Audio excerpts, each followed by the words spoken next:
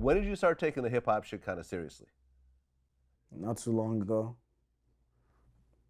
I figured like I might as well make the most of this shit. Okay. So, I mean, we looked it up. Right around 2015 is when you started actually posting up songs? I'm gonna say honestly, last year when I started posting on major platforms like Spotify and Google Play, you know what I'm saying, like Pandora.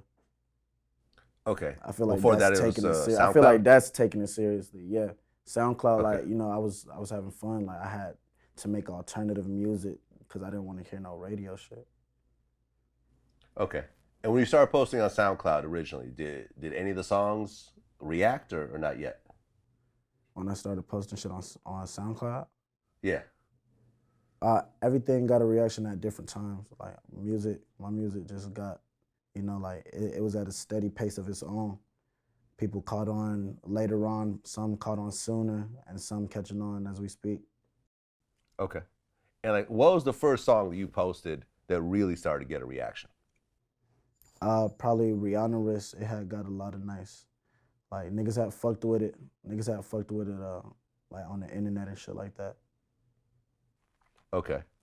So once you saw that, did you start to take things a little bit more seriously? I did, and I want to work on my production more. You feel me? I want to work on my production, but I also want to work on like just how I even make, like how I even come on the track, like my delivery and shit too. So I spent some time doing that. So during that time, were you trying to produce all your own shit, or were you getting beats from other people as well? Both. Both. Okay. Did you, Like you after know, after Rihanna Wrist, like niggas was sending me emails with that shit. okay. Do you enjoy the rapping more or the producing more? Ain't no picking, man. I love both of them. Both of them, man. You can't have one without the other for me if I'm trying to make something great. Okay. Do you feel like your own beats are better than the beats that people send you? I be learning a lot from when I linked up with the producers who send me beats though. I'm gonna come clean. Like I love my shit, but these niggas be really teaching me how to just twerk that shit on the beat, on the FL Studios, on the Fruity Loop shit, on the pad. But Yeah, I my shit, mean, like but, it's my like when I make beats produced by me, of course I like I like how I make the melodies and everything. I like what I do. But it's like learned a lot just from being around in other studio sessions with other producers. yeah, I mean, my first, dabbling in hip hop was as a producer myself. Before I became DJ Vlad and before VladTV, like I was just making beats all day long, and that's just like it's almost hard to do anything else when you're making beats because it's so consuming. You know what I mean? You could sit there and work on a beat for a fucking month, No, for and real. still not feel it's For right. real. Especially if the laptop on some janky shit. Yeah, That should be exactly. that like it take patience. Yeah, a lot of it. And I remember I finally quit when I just realized I'll never be as good as like a Dr. Dre or like a Timberland. Why You you know what I say mean? that? I just had to admit it to myself. You just said that. You just gave up on yourself. Yeah, I just said, well, you know what it is for me? Like, I feel whatever you do in life, if you can't be one of the best in the world at it, you should probably just go look for something else to do. It depends I on the wasn't trying time to you be put that into producer it. that like would have a placement, once or twice a year on someone's album, and that shit never really made it as a single. And you doing all this work to get to that point. It's like let me do some shit where I could really, I feel like I could pop off. And as a DJ, I started to pop off, and then Vlad TV started to pop off. But as a producer, I knew I was always just going to be just kind of average, you know. So No, I mean, why you talked yourself into that? Why you talk yourself into that though? You could have been great. You could have been great. I You, could I have, feel I could you was have. just discouraged, and you let the discouragement eat you up. Nah, you know what it is? It's like I think everyone's really great at something. You just got to find out what that something is. And once I started being around other producers and seeing, like how you say you see what other people do, I'm like, I just can't do that. Like motherfuckers really just more musical than me. I And feel like I feel like we can be great at whatever we put our mind to. I'm gonna be honest with you. It take like patience, little practice, time and dedication. But I feel like if nigga, even if you still want to be the best producer, you still could just maybe Maybe, do that. maybe. But like, you think that if you practice real hard, you could be a better basketball player than LeBron? Yeah, Yeah. yeah. How many hours you think LeBron put into practice? A lot, but I could also tell you that there's probably a lot of other people that put in just as many hours as him and just don't have the natural height, the strength, like how big he is naturally. You know what I'm saying? No, I feel you. Yeah, I mean, listen, man. At the end of the day, everyone got their own way to do things, man, and You talking what might about not work. genetics? Yeah, but you know what's funny is that all the years I spent producing, when I became a DJ, it just instantly clicked. It was so easy to become a DJ because I already knew how to put music together, and I became one of the biggest mixtape DJs because I'd been fucking with that production shit. So sometimes the stepping stones in life, Yeah. you don't know where it's gonna lead you. You know what I'm saying? Was your name always Thouxanbanfauni? Thouxanbanfauni. So that was the first name you came up with.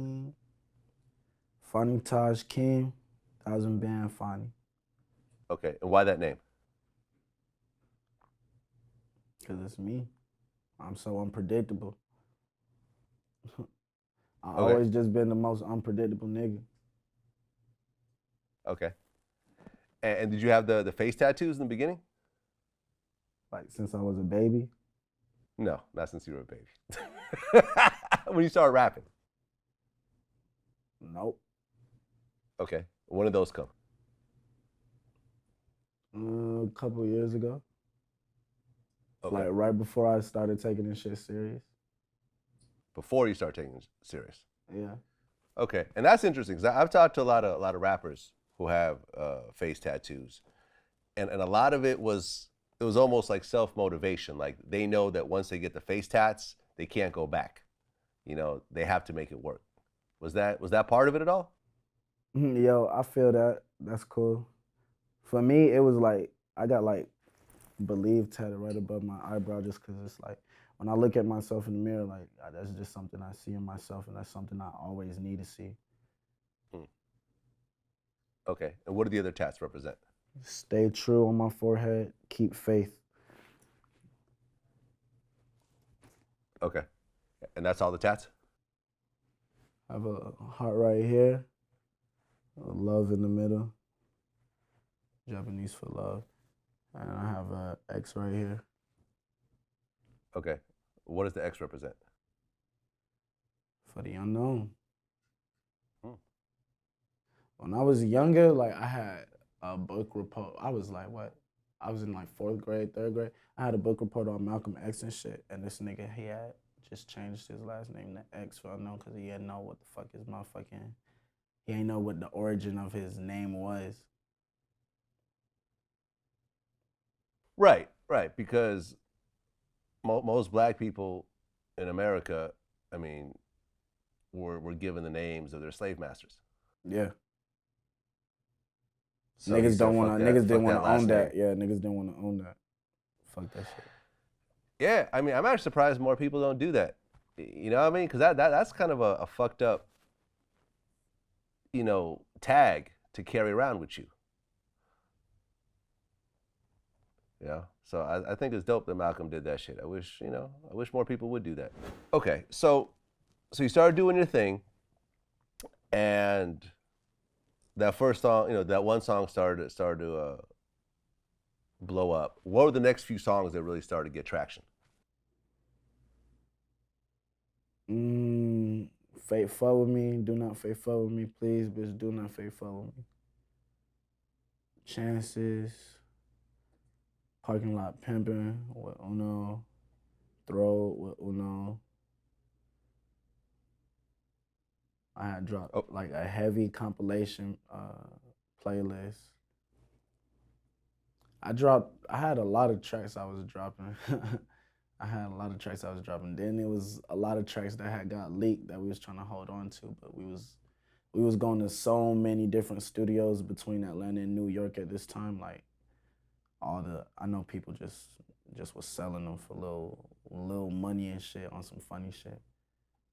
It's a whole, bro. It's like a whole web of niggas who be sending each other like leaked music for like motherfucking $60, $50, bro. Hmm. So that's a whole like underground market, huh? Yeah, like on some black market type shit for leaked music, Right. bro. They got everybody's shit, my nigga. Right, because I mean, I'm looking through the catalog, and I mean, you got a bunch of songs that really did their thing. I think "Wish the Worst" was probably the biggest one. Oh, one of the biggest songs, yeah. Yeah, because that's at like 6 million views right now. Yeah, that shit lit. 1, 2. Like, at what point was it like, all right, I could actually start really supporting myself through this music shit? Like, okay, like, the views are getting big. The show money's starting to come in. You know what I'm saying? Like, what was really the turning point of like, okay, this is now no longer a hustle. This is actually like a real long-term career. Yeah, that's like when I started taking it serious, huh? Like, I figured really just dedicate my time and my dedication to creating music, Right. getting I involved mean, in because art. right, because you even said that in one of your interviews that you're kind of surprised, like there was no real plan for this shit. You're kind of surprised that all this shit is happening. Yeah, because I mean, you don't just expect like to get booked for bit shows with like artists you listen to, and you on playlists with artists that's got major like record deals and everything. Cause I mean, just cause we all get played on like the same shit or at the same show, everybody's situation different. You feel me? Like big artists who got their own label or partnered up with a label, or and from the independent artists and everything. You feel me? But it's fire, yo. It's amazing. It's a sensational ass feeling. I can tell you that. Yeah, yeah, man. I mean, the internet's an interesting place because it's like everyone could develop their own fan base. When you look at like 15 years ago, there was only a few record labels, and they would pick, a couple acts that they would fuck with, and then that's it. And if you were independent, you probably had a 9 to 5 job, and that's it. But now you got pretty much anyone who takes it seriously could build up like a real fan base and really start making a career out of it. Yeah, off right.